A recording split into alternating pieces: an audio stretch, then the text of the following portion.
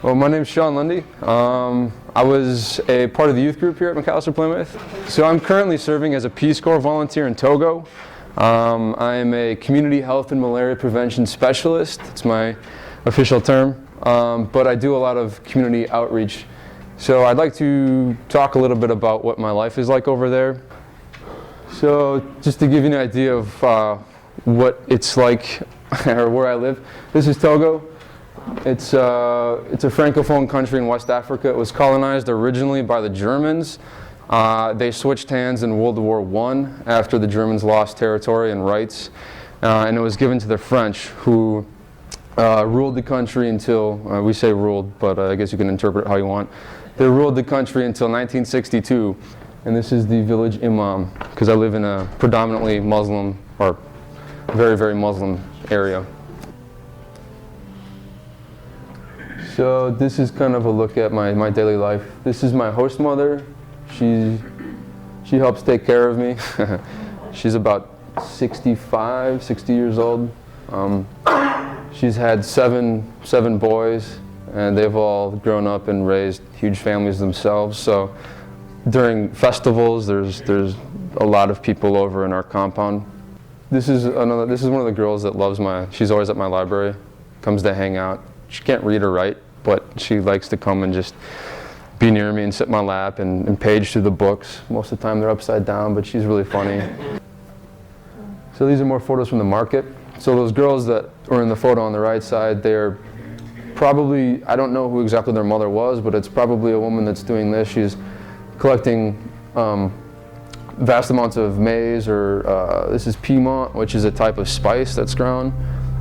Maize, yams, different types of agricultural produce that can be bagged up and sold to big bush taxis that will then take it into bigger towns on the national route, and maybe even Lomé, the capital.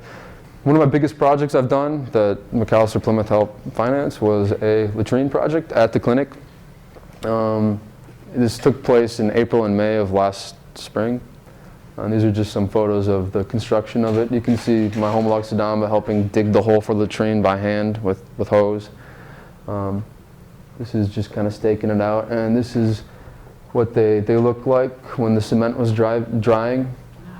Given the bureaucracy in Togo, or with Peace Corps and closing out grants, I don't know if it'll be possible to do a water input in my village during my service, but Peace Corps is starting volunteers in a 6-year rotation. So I'm the beginning of a 2-year infusion of volunteers, and then there'll be one after me and one after them as well, all of us health volunteers in my village.